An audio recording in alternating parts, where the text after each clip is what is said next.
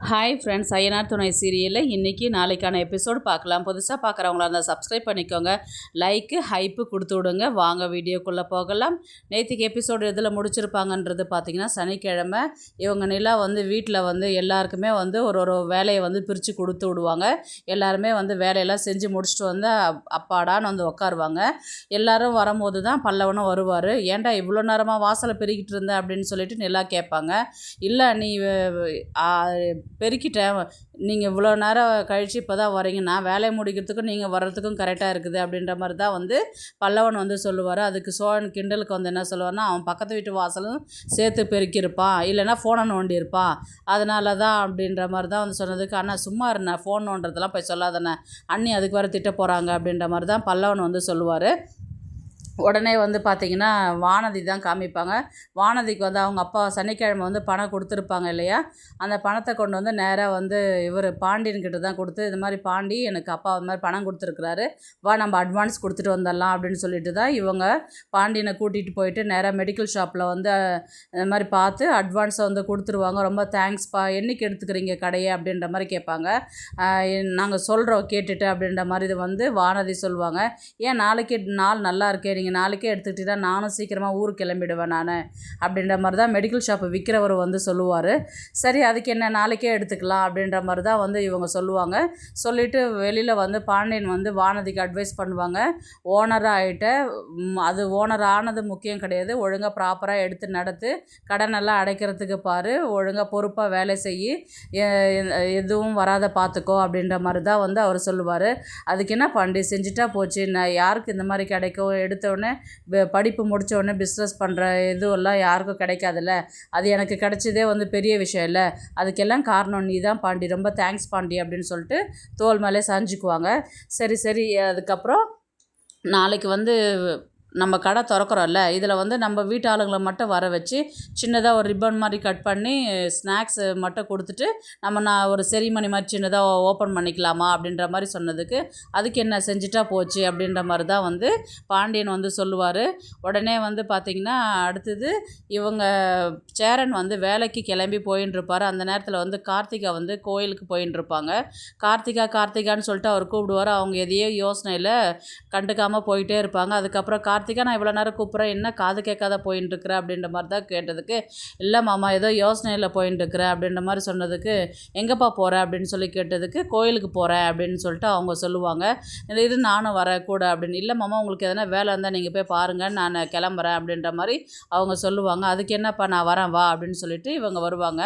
ஏன் கார்த்திகா ரொம்ப டல்லாக இருக்கிற, முன்ன மாதிரி சிரித்து ஜாலியாக பேசுகிற, அவன் ஃபேஸில் ஒரு சந்தோஷமே இல்லையே, என்னாச்சு உனக்கு அப்படின்ற மாதிரி கேட்டதுக்கு, அதெல்லாம் ஒன்றும் இல்லை மாமா அப்படின்ற மாதிரி சொல்லுவாங்க. திரும்ப சொல்லுப்பா, ஏன்ப்பா என்னப்பா ஆச்சு அப்படின்னு சொல்லி கேட்டதுன்னா, நான் ரோடுன்னு கூட பார்க்க மாட்டேன், அழுதுருவேன் மாமா அப்படின்ற மாதிரி தான் அவங்க சொல்லுவாங்க. என்னாச்சுப்பா அப்படின்னு சொல்லி கேட்டதுக்கு, இந்த மாதிரி என் வீட்டில் ரொம்ப கொடுமைப்படுத்துகிறாங்க மாமா, எங்கள் மாமனார் மாமியார். வீட்டில் ஹஸ்பண்ட் ஸ்டார்டிங்கில் பார்த்திங்கன்னா நல்லா பேசிக்கிட்டு இருந்தார், இப்போல்லாம் பேசுகிறதே கிடையாது, இப்போ கத்தார்லேருந்து வேறு ஊருக்கு ட்ரான்ஸ்ஃபர் ஆகிட்டும் போயிட்டார். அவங்க அப்பா அம்மாவுக்கு கால் பண்ணி பேசுகிறாங்க, வீட்டில் என்கிட்ட கால் பண்ணி பேசுகிறது கிடையாது. அவங்க அம்மாவும் அப்பாவும் ரொம்ப டார்ச்சர் பண்ணி குடும்பம் மேலே கொடுமைப்படுத்திட்டு ரொம்ப நிம்மதியாகவே இருக்க விடவே இல்லை. நான் அதனால தான் வீட்டுக்கு கிளம்பி வந்துட்டேன் நான் அப்படின்னு சொல்லுவாங்க. ஏன்பா என்னாச்சு அப்படின்ற மாதிரி கேட்டதுக்கு, ஆரம்பத்தில் அவங்களுக்கு சொந்த வீடு இருக்குதுன்னு சொல்லிட்டு சொன்னாங்க இல்லைங்க மாமா, அதெல்லாம் கூட எதுவுமே கிடையாது, வாடகை வீட்டில் தான் இருக்கிறாங்க. அவங்க ஏகப்பட்ட கடை வாங்கி வச்சுருக்கிறாங்க போல். என்கிட்ட இருக்கிற நகை வாங்குற வரலையும் தான் அவங்க அப்பா அம்மா எங்கள் வீட்டுக்காரெலாம் அவ்வளோ நைஸாக பேசி சந்தோஷமாக என்கிட்ட அந்த நகை வாங்கினோடனே அந்த நகையை வச்சு அந்த கடனெல்லாம் அடைச்சி முடிச்சிட்டாங்க. அதுக்கப்புறம் அவர் என்கிட்ட பேசுகிறதே கிடையாது, அதோட கிளம்பி ஊருக்கு போனவர் தான். அதுக்கப்புறம் என்கிட்ட பேசுகிறதே கிடையாது. அப்படியே கால் பண்ணி பேசினாலும் கால் எடுக்க மாட்டேங்கிறாரு, ஃபோனை கட் பண்ணி விடுறாரு. எனக்கு உங்கள்கிட்ட வாழவே பிடிக்கல, நீ எனக்கு டைவர்ஸ் கொடு அப்படின்ற மாதிரி தான் அவங்க வீட்டில் எல்லாருமே சொல்கிறாங்க. அது சரியான ஃப்ராடு குடும்பம், டார்ச்சர் மேலே டார்ச்சர் பண்ணனால தான் நான் வீட்டுக்கு கிளம்பி வந்துட்டேன். நான் ஏன் இப்படி இப்போ வாழ்க்கை போச்சு, ஏன் இந்த மாதிரிலாம் பண்ணதுன்னு சொல்லிட்டு போய் கேட்டதுக்கு, நாங்கள் அப்படி தான் பண்ணுவோம் அப்படின்னு சொல்லிட்டு சொன்னதுனால, நீ கடைசி வரலையும் இங்கே இருந்துட்டு போயிடு அப்படின்னு அப்பா சொல்லிட்டார் மாமா, அதனால தான் நான் இங்கே வீட்டில் இருக்கிறேன், என் வாழ்க்கையே முடிஞ்சு போச்சு அப்படின்ற மாதிரி தான் கார்த்திகா சொல்லுவாங்க. என்னாச்சுப்பா, ஏன் இந்த மாதிரிலாம் நடந்துக்கிட்டு, நான் வேணால் மாப்பிள்ளைகிட்ட போய் பேசி பார்க்கட்டோமா அப்படின்ற மாதிரி கேட்டதுக்கு, அப்பா அம்மா போய் பேசுனதுக்கே அவங்க மதிக்காத போது நீங்கள் போய் பேசினா எப்படி மாமா அவங்க கேட்பாங்க அப்படின்ற மாதிரி தான் வந்து கார்த்திகா வந்து சொல்லிவிட்டு கோவில் வந்துச்சு. சரிங்க மாமா நான் கோயிலுக்கு கிளம்புறேன், நீங்கள் போங்க பார்த்து போங்க அப்படின்ற மாதிரி தான் சொல்லுவாங்க. இவரும் அவங்க கண் கலங்கி அழுதுகிட்டே தொடச்சிட்டு அதுக்கப்புறம் வந்து என்ன பண்ணுவார், இவரும் கிளம்பி சைட்டுக்கு போயிடுவார். போகும்போது அடுத்தது வந்து பார்த்திங்கன்னா நிலாவை தான் வந்து காமிப்பாங்க. பல்லவன் வந்து அண்ணி நான் ஐஸ்கிரீம் எதனா வாங்கிட்டு வரட்டுமா சாப்பிட்றதுக்கு அப்படின்னு கேட்பாங்க. வேணாண்டா வெயில் ஓவராக இருக்குது, நீ வெளியில் போக வேண்டாம் அப்படின்னு சொல்கிறதுக்கு நானும் எவ்வளோ நேரம் தான் ஃபோனை நோண்டிக்கிட்டு இருக்கிறது, நானும் எனக்கு போர் அடிக்குது, நான் போய் ஐஸ்கிரீம் வாங்கிட்டு வந்தேன் நீங்கள் நானும் சாப்பிட்லாம் இல்லையா அப்படின்ற மாதிரி தான் வந்து பல்லவன் சொல்லுவான். சரி இருடா காசு தரேன், இல்லை எங்கிட்டே இருக்குது அப்படின்ற மாதிரி தான் அவர் கிளம்பி போகும்போது சோழன் வருவார். எங்கடா கிளம்புற அப்படின்ற மாதிரி கேட்டதுக்கு ஐஸ்கிரீம் வாங்கிட்டு வரேன் நான், அண்ணி தனியாக உள்ளே ஒண்டியவா இருக்கிறா அப்படின்னு அது தெரிஞ்சு தானே வந்திருக்கிற அப்படின்ற மாதிரி தான் பல்லவன் வந்து கேட்பார். அதுக்கு இல்லை இப்போ நீ எங்கே போய் ஐஸ் வாங்கிட்டு வர போகிற அப்படின்னு சோழன் வந்து கேட்பார். இங்கே பக்கத்தில் இருக்கிற கடைக்கு தான். இங்கெல்லாம் நல்லா இருக்காதுடா, இன்னும் ஒரு 3-4 கடை தள்ளி போயிட்டு பொறுமையாக வாங்கிட்டு நீ சாப்பிட்டுட்டு பொறுமையாக எங்களுக்கு வாங்கிட்டு வா அப்படின்ற மாதிரி தான் வந்து சொல்லுவாங்க. சரி பார்க்கலாம் அப்படின்னு சொல்லிட்டு இவர் அங்கேருந்து கிளம்பி போயிடுவார். இவர் சோழன் போயிட்டு நிலா கிட்ட உட்காந்து பேச ஆரம்பிப்பாங்க. என்ன நிலா வேலை செஞ்சுட்டு இருக்கிற போல், இல்லை தூங்கிட்டு இருக்கிறேன் அப்படின்னு அவங்க நக்கலாக சொல்லுவாங்க. அதுக்கு இல்லை வேலை, ஏன் உங்களுக்கு வேலை இல்லையா, எவ்வளோ சீக்கிரம் கிளம்பி வந்துட்டீங்க நீங்கள் அப்படின்ற மாதிரி வந்து கேட்டதுக்கு, இல்லை காலையில் ஒரு சவாரி இருந்தது அதை முடிச்சிட்டேன் நான், அப்புறம் அதனால சரி சும்மா தான் இருந்தேன், அதனால சரி வீட்டுக்கு வந்துட்டு போகலான்ட்டு நான் வந்தேன், நான் எனக்கு ஞாபகமாகவே இருந்தது அதனால தான் உன்னை பார்க்கலான்னு வந்தேன் நான் அப்படின்னு சொல்லிட்டு சோழன் வந்து சொல்லுவார். உனக்கு எங்கன்னா போகணுமா, உனக்கு எதனா வேணுமா சொல்லு, நான் செய்கிறேன் அப்படின்னு சொல்லிட்டு சோழன் வந்து சொல்லுவார்.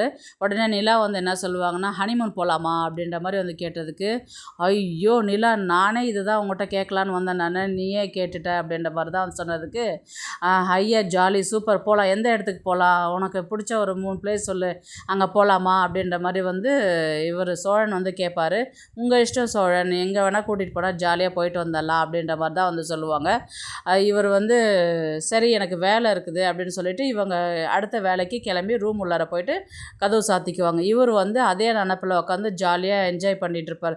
ஐயோ ஹனிமூனுக்கு போகிறேன்னு சொல்லிட்டாலே இப்போ எங்கே போகிறது, எந்த ஊரை புக் பண்ணுறது, என்ன செய்கிறதுன்னு சொல்லிட்டு இவர் ஒரே கனவுல மதப்பில் ஒரு பாட்டு ஒன்று ஓடும், அதில் அப்படியே இவர் இமேஜினேஷன் பண்ணிட்டு இருப்பார். உடனே பல்லவன் வந்து அண்ணான்னு கூப்பிடுவார்.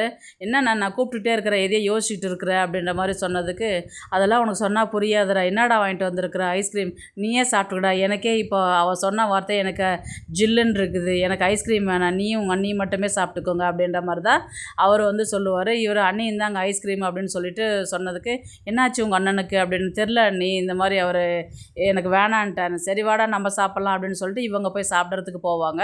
அதுக்கப்புறம் வந்து ரொம்பவே ஜாலியாகவே இருந்துன்று ஒரு ஒரு மயக்கத்திலே இருப்பார். உடனே பாண்டியன் வந்து கேட்பார், என்னாச்சுதா ஏன் இப்படி உக்காந்துருக்குற அப்படின்னு சொல்லிட்டு அவர் கேட்பார். இல்லைடா நான் அவங்ககிட்ட கொஞ்சம் தனியாக பேசணும் வரியா அப்படின்ற மாதிரி தான் வந்து அவரை கூப்பிட்டுட்டு போய் உட்காந்து பேசுவார். என்னாச்சு சொல்லி தொலைடா அப்படின்ற மாதிரி தான் வந்து இவர் வழிஞ்சிக்கிட்டே இருப்பார். ஐயோ பார்க்க சகிக்கல, சொல்லி தொலைடா அப்படின்னு பாண்டியன் வந்து கேட்பார். இல்லைடா நிலா வந்து ஹனிமூனுக்கு போகிறேன்னு சொல்லிட்டு சொன்னாங்க அப்படின்னு சொல்லிட்டு சொன்னதுக்கு, ஹனிமூனுக்கு போகிறீங்களா, பரவாயில்லடா எவ்வளோ மாற்றம் அவங்கக்கிட்டே இருக்குது உங்கள்கிட்ட இருக்குது அப்படின்ற மாதிரி சொன்னதுக்கு, கண்ணு வைக்காதடா அப்படின்ற மாதிரி தான் வந்து சோழன் வந்து சொல்லுவார். சரி எந்த ஊருக்கு போகிறீங்க அப்படின்ற மாதிரி கேட்டதுக்கு, அதுதான்டா ஒரு 3 பிளேஸ் வந்து நான் செலக்ட் பண்ணி வச்சுருக்கிறேன், அது நிலா சொன்னான்னா நான் அந்த இடத்துக்கு போயிட்டு வரலான்னு இருக்கிறேன், டிக்கெட் புக் பண்ணிவிட்டு அப்படின்ற மாதிரி சொன்னதுக்கு, நீ ஃபஸ்ட்டு போயிட்டு அவங்க எந்த இடத்துக்கு போகிறாங்கன்றது நீ கேட்டுட்டு அதுக்கேற்ற மாதிரி நீ டிக்கெட் புக் பண்ணு அப்படின்ற மாதிரி தான் வந்து பாண்டியன் சொல்லுவார். சரி இருடா ஒரு நிமிஷம் நான் நிலாக்கிட்ட கேட்டுட்டு வரேன்னு சொல்லிட்டு போவாங்க. என்ன நிலா எந்த பிளேஸு, உனக்கு பிடிச்ச இடத்த சொல்லு அப்படின்ற மாதிரி சொல்லுவாங்க. என்ன இடம், என்ன பிடிச்சிது, எனக்கு ஒன்றும் புரியலையே, சொல்லுங்களேன், எனக்கு வேலை இருக்குது, எது வந்தாலும் சுற்றி வளைச்சி பேசாதீங்க, டைரெக்டாக பேசுங்க அப்படின்ற மாதிரி. அதுதான் நிலா நீ காலையில் சொன்னியே அந்த விஷயம் அப்படின்ற மாதிரி தான் வந்து சொன்னதுக்கு, அந்த விஷயமா என்ன, எனக்கு ஒன்றுமே புரியலையே அப்படின்ற மாதிரி தான் வந்து கேட்பாங்க. இல்லை நிலா அப்படின்ற மாதிரி, என்ன வேணும் இப்போ உங்களுக்கு, எனக்கு வேலை இருக்குது, டிஸ்டர்ப் பண்ணாதீங்க எனக்கு அப்படின்ற மாதிரி தான் வந்து சொல்லுவாங்க. இல்லை நிலா காலையில் தான் நீ ஹனிமூன் போகலான்னு, ஹனிமூனா எனக்கு ஏகப்பட்ட வேலை இருக்குது, ஹனிமூனு வேணாம் ஒன்றும் வேணாம், போய் இருக்கிற வேலையை போய் பாருங்கள் அப்படின்ற மாதிரி தான் வந்து நிலா வந்து சொல்லுவாங்க. இவர் மூஞ்சி தொங்க போட்டுக்கிட்டே வந்து பாண்டியன்கிட்ட வந்து சொல்லுவாங்க. என்னாச்சுடா எந்த ஊருன்னு ஃபிக்ஸ் பண்ணிட்டாங்களா அப்படின்ற மாதிரி வந்து கேட்டதுக்கு, எங்கடா ஃபிக்ஸ் பண்ணா, கேன்சல் பண்ணி விட்டாடா அப்படின்ற மாதிரி தான் வந்து சோழன் வந்து பாண்டியன்கிட்ட சொல்லுவாங்க. என்னாச்சு அப்படின்னு, இல்லைடா காலையில் தான் அவ்வளோ ஜாலியாக சொன்னா, நல்லா சிரித்து சிரித்து பேசிக்கிட்டு இருந்தா, இப்போ போய் கேட்டதுக்கு எரிஞ்சு விழுறாளே அப்படின்ற மாதிரி சொன்னதுக்கு, அது வந்து மூட் ஸ்விங்காக இருக்கும்டா. பொண்ணுங்கன்னா அப்படி தான் ஒரு ஒரு நேரத்தில் ஒரு மாதிரி பேசுவாங்க. அப்படியாடா நிறைய பொண்ணுங்களை பற்றிலாம் உனக்கு தெரியுமாடா விஷயம் அப்படின்னு. ஏன்டா காலையில் ஒரு மாதிரி பேசுவாங்க, சாயங்காலத்தில் ஒரு மாதிரி பேசுவாங்க. பொண்ணுங்களை பற்றி உனக்கு ஒன்றும் தெரியாதாடா? எனக்கு எல்லாமே தெரியும்டா. இப்போது காலையில் அவங்க அப்படி சொன்னாங்க, ஈவினிங் வேணான்றாங்க. அடுத்த நாள் காலையில் போய் கேட்டு பாரேன், அமைதியாக ரிலாக்ஸாக இருக்கும்போது கேட்டு பாரேன், கண்டிப்பாக போகலான்னு சொல்லுவாங்க அப்படின்ற மாதிரி தான் வந்து பாண்டியன் சொன்னதுக்கு சோழன் வந்து என்ன சொல்லுவார்னா, அப்படியா சரி இருடா நான் போயிட்டு நாளைக்கு தூங்கி எழுந்துட்டு காலையில் கேட்டு பார்க்குறேன் நான் அப்படின்னு சொன்னதுக்கு, இவர் சோழன் வந்து சும்மா அப்படி என்ன நிலா என்ன பண்ணிட்டு இருக்கிற அப்படின்னு சொல்கிற மாதிரி கேட்குவார். என்னாச்சு சோழன், இந்த மாதிரி ஹனிமூன் சொல்லியிருந்தீங்களே எங்கே போகலான்னு யோசிச்சு வச்சிட்டிங்களா அப்படின்ற மாதிரி தான் வந்து கேட்டதுக்கு இவருக்கு அப்படியே ஷாக் ஆகிருக்கும். என்ன பாண்டியன் சொல்கிற மாதிரி தான் வந்து ஒரு ஒரு நேரத்தில் ஒரு ஒரு மாதிரி பேசுகிறாள், இவளை எப்படி நான் நம்புறது அப்படின்ற மாதிரி தான் வந்து இவர் யோசிச்சுக்கிட்டே போயிட்டு உடனே பாண்டியன் தூங்கின்னு இருப்பார். பாண்டி எழுந்துற சீக்கிரம் எழுந்துடுற அப்படின்னு. என்னடா தூங்க விட்றா என்ன அப்படின்ற மாதிரி தான் அவர் வந்து சொல்லுவார். இல்லைடா இப்போ நீ சொன்ன மாதிரி தான்டா, இப்போ எங்கே போகலாம் என்ன பிளேஸு செலக்ட் பண்ணிட்டீங்களா அப்படின்னு சொல்லிட்டு கேட்குறாடா, எனக்கு ஒன்றுமே புரியலையே அப்படின்ற மாதிரி தான் வந்து சோழன் வந்து பாண்டியன்கிட்ட கேட்பார். நான் தான் சொன்னேன் இல்லைடா, பொண்ணுங்களுடைய மைண்ட் அப்பப்போ சேஞ்ச் ஆகும், நீ தான் அதுக்கேற்ற மாதிரி நடந்துக்கணும், அவங்க என்ன சொல்கிறாங்களோ அதுக்கேற்ற மாதிரி பக்குவமாக நீ தான் பார்த்து நடந்துக்கணும். இப்போ சொல்கிறாங்கன்னா இப்போ கேட்பாங்க, மறுபடியும் ஈவினிங் வந்து அதெல்லாம் வேணான்னுவாங்க, அதனால போகிறதா போகக்கூடாதான்றது நீ முடிவு பண்ணிக்கோ அப்படின்ற மாதிரி தான் வந்து இவர் வந்து சொல்லுவார். என்னடா இது அப்படின்ற மாதிரி தான் வந்து இவர் நினச்சிக்கிட்டே இருப்பார். அடுத்தது வந்து பார்த்திங்கன்னா சேரனை தான் வந்து காமிப்பாங்க. இப்போ கார்த்திகா சொன்ன விஷயத்தெல்லாம் வந்து பார்த்திங்கன்னா அவர் யோசிச்சுக்கிட்டே வருவார்.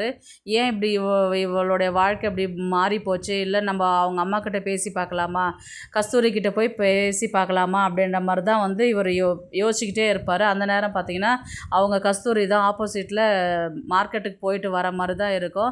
அத்தை அத்தை அப்படின்ற மாதிரி தான் வந்து இவர் கூப்பிடுவார். என்ன சேரா அப்படின்ற மாதிரி தான் வந்து கேட்டதுக்கு, இல்லை கார்த்திகா கிட்ட இப்போ தான் எல்லா விஷயமே என்கிட்ட சொன்னா, நீங்கள் ஏன் என்கிட்ட எதுவுமே சொல்லவே இல்லை, என்ன சொல்கிறது சேரா, இப்போது நான் உங்களுக்கு பண்ண பாவமாக என்னவோ தெரியல, என் பொண்ணு இன்றைக்கி இந்த மாதிரி கஷ்டப்படுறா, இன்றைக்கி விவாகரத்தை வாங்கிட்டு வந்து வீட்டில் உட்காந்துக்கிற நிலைமைக்கு ஆகிடுச்சு, அவள் வாழ்க்கை இந்த மாதிரி நாசமாக போகும் நாங்கள் எதிர்பார்க்கவே இல்லை அப்படின்ற மாதிரி வந்து சொன்னதுக்கு, நீங்கள் அவங்க வீட்டில் பேசி பார்க்கலையா அப்படின்ற மாதிரி வந்து சேரன் வந்து கஸ்தூரிக்கிட்ட வந்து கேட்குற மாதிரி தான் இருக்கும்.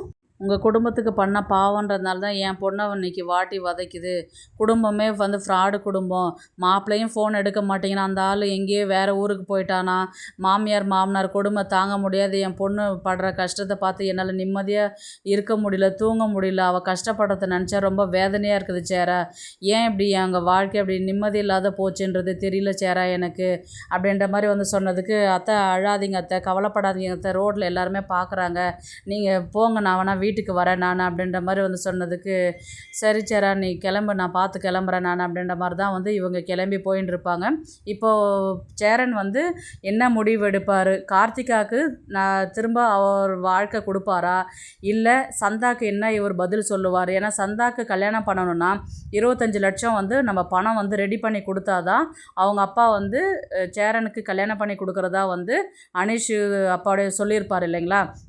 இப்போ அந்த 26 லட்சம் ரெடி பண்ணி சந்தாவை இவர் கல்யாணம் பண்ணிப்பாரா, இல்லை கார்த்திகா வாழ்க்கை இந்த மாதிரி முடிஞ்சு போச்சுன்னு சொல்லிட்டு கார்த்திகாவுக்கு மறுவாழ்வு கொடுப்பாரா சேரன் அப்படின்றத பார்க்கலாம். கதையை வந்து எப்படி எடுத்துகிட்டு போகிறாங்கன்றது இந்த வீடியோ உங்களுக்கு பிடிச்சிருந்தா ப்ளீஸ் லைக் பண்ணுங்கள், ஷேர் பண்ணுங்கள், சப்ஸ்கிரைப் பண்ணுங்கள். தேங்க்ஸ் ஃபார் வாட்சிங். இந்த வீடியோ பிடிச்சிருந்தா லைக் பண்ணுங்க, நம்ம சேனலை சப்ஸ்கிரைப் பண்ணுங்க. உங்க ஆதரவு ரொம்ப முக்கியம். நன்றி.